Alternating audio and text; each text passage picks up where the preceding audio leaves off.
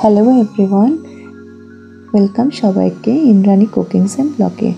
আমার first video আমি বানিয়েছি কাতলা মাছের রেজালা। ভালো লাগলে অবশ্যই সাবস্ক্রাইব করবেন। আসুন প্রণালীগুলো এক এক করে দেখিয়ে দিই। আমি নিয়েছি কয়েক টুকরো রসুন, এক ছোট টুকরো আদা আর লবঙ্গ 2-3টে নিয়েছি, আর গোটা গোলমরিচ নিয়েছি। সরিষার তেল নিয়েছি, চালমগজ নিয়েছি, আর পোস্ত আর শস্য নিয়েছি, আর নুন স্বাদ অনুযায়ী। মাছগুলোকে আগের থেকে আমি একটু নুন আর হালকা হলুদ দিয়ে মাখিয়ে রেখেছিলাম। হলুদটা চাইলে আপনি স্কিপও করে দিতে পারেন। এবার আমি দেখুন একে একে হালকা করে মাখিয়ে রাখা মাছগুলোকে বেশ দেখুন, আমি পেঁয়াজ 2 টুকরো পেঁয়াজ আমি আগে থেকে কেটে সিদ্ধ করে রেখে দিয়েছিলাম। কড়াইটাকে গরম করে সরষের তেল দিলাম। এবার সরষের তেল আস্তে আস্তে গরম হয়ে এলে মাছগুলোকে হালকা করে দিয়ে নেড়ে চেড়ে নিয়ে উঠিয়ে রাখতে হবে। মনে রাখবেন বন্ধুরা, মাছগুলো কিন্তু অবশ্যই একদম হালকা করে ভাজবেন, তাহলে রেজালাটা খেতে ভীষণ টেস্টি হবে। আমি একদম হালকা করে ভেজে নিচ্ছি মাছগুলোকে। জাস্ট এপিঠ আর ওপিঠ আপনি ভেজে তুলে নেবেন।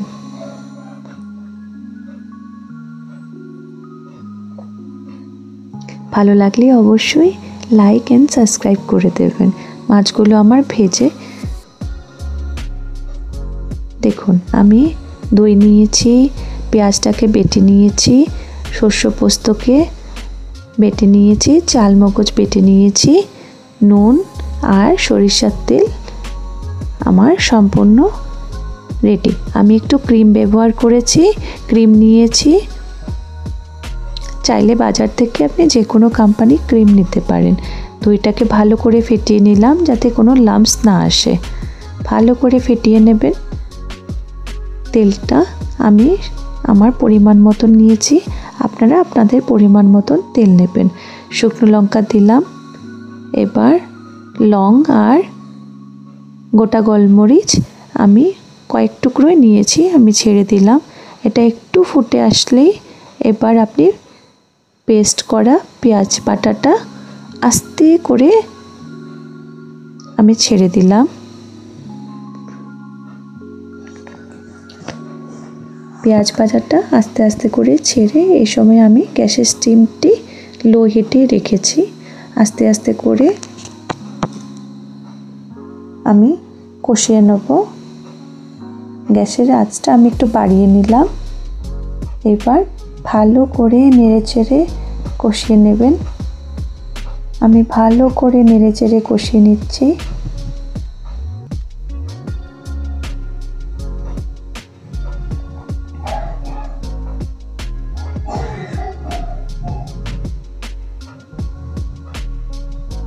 আবারও ভালো করে নেড়ে চেড়ে আমি কষিয়ে নিচ্ছি যাতে পেঁয়াজ থেকে একটা সুন্দর কালার চলে আসে।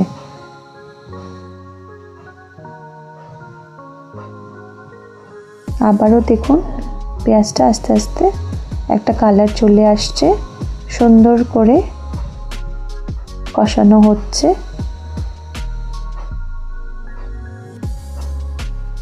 এই সময় আমি একটু শস্য আর পোস্ত বাটা পেস্টটি দিয়ে দিলাম।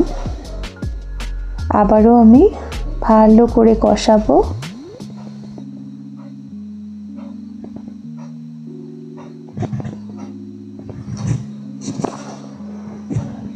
আস্তে আস্তে করে আমি আবার কষিয়ে নিচ্ছি। আমি আদা আর 2-4 কোয়া রসুন যেটা পেস্ট করে রেখেছিলাম ওটা পেঁয়াজ বাটার সাথে আমি কষিয়ে নিয়েছিলাম।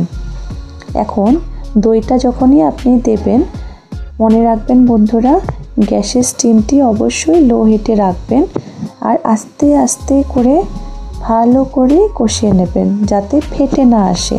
কেন দেখবেন বাড়িয়ে দিলে দই ফেটে যেতে পারে, মনে রাখবেন অবশ্যই। আমি একদম লো ফ্লেমে নুন নিয়েছি, আমি আমার স্বাদ মতন নুন দিচ্ছি, আপনারা নুনটা আপনাদের স্বাদ মতন অবশ্যই দেবেন। আবারও কষিয়ে নিচ্ছি।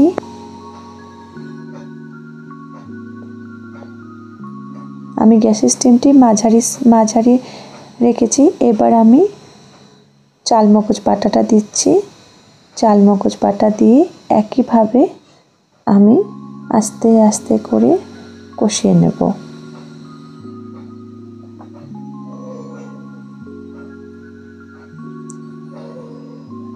দেখুন কি সুন্দর একটা আস্তে আস্তে করে তেল ছেড়ে আসছে, এরকম একটা সুন্দর কালার চলে আসবে। আমি এখানে অন্য কোনো মশলা ব্যবহার করিনি, আমি লাল লঙ্কার গুঁড়ো ব্যবহার করিনি, আপনারা চাইলে করতে পারেন। আমার একটা সুন্দর কালার চলে এসেছে।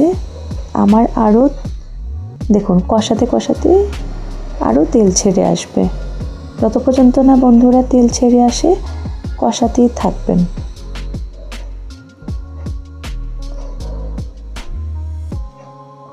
পোস্তর বাটিতে আমি একটু জল দিয়ে রেখে দিলাম, পরে লাগবে আমার। দেখুন বন্ধুরা কি সুন্দর কষে আসছে, কালারটা আস্তে আস্তে চেঞ্জ হয়ে এসেছে।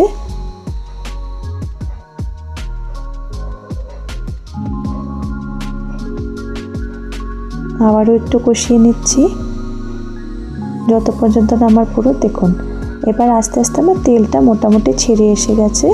দেখুন এরকমই তেল ছেড়ে আসলে ভালো লাগলে বন্ধুরা অবশ্যই লাইক করে দেবেন। দেখুন খুব সুন্দর একটি তেল ছেড়ে এসেছে সুন্দর করে। এবার এই সময় আমি মাছগুলো আস্তে আস্তে করে একে একে করে মাছগুলো আমি দিয়ে দেব।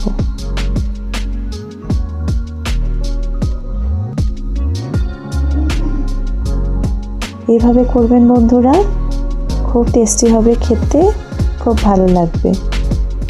বাড়িতে বানিয়ে দেখবেন বন্ধুরা, অবশ্যই আমাকে কমেন্টে জানাবেন কেমন লাগছে খেতে, কেমন হয়েছে বলবেন বন্ধুরা। এবার আমি একটু জল দিয়ে দিলাম। আমি অ্যাকচুয়ালি চালমগজের বাটিতে একটু জল রেখে দিয়েছিলাম, সেটা ভালো করে মিলিয়ে দিয়ে দিচ্ছি। এবার জলটা আমি দিয়ে নাড়াচাড়া করে নেব। জলটা ফুটবে, এই সময় লক্ষ্য রাখবেন বন্ধুরা স্টিমটা অবশ্যই লো ফ্লেমে রাখবেন যাতে লেগে না যায়। আমি কয়েকটা টুকরো কাঁচা লঙ্কা চিড়ে রেখেছিলাম, আমি এখানে 4 টুকরো ব্যবহার করেছি, চাইলে আপনারা আপনাদের মতন ব্যবহার করতে পারেন। আর সামান্য পরিমাণ আমি একটু চিনি দিচ্ছি।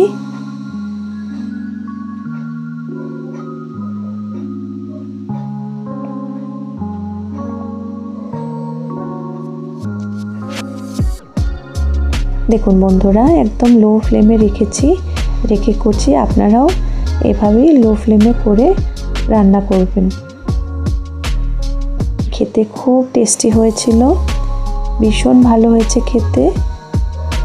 দেখবেন বন্ধুরা আপনি এটা পরিবেশন করে খাওয়াবেন, ভীষণ ভালো লাগবে, করে অবশ্যই আমাকে জানাবেন।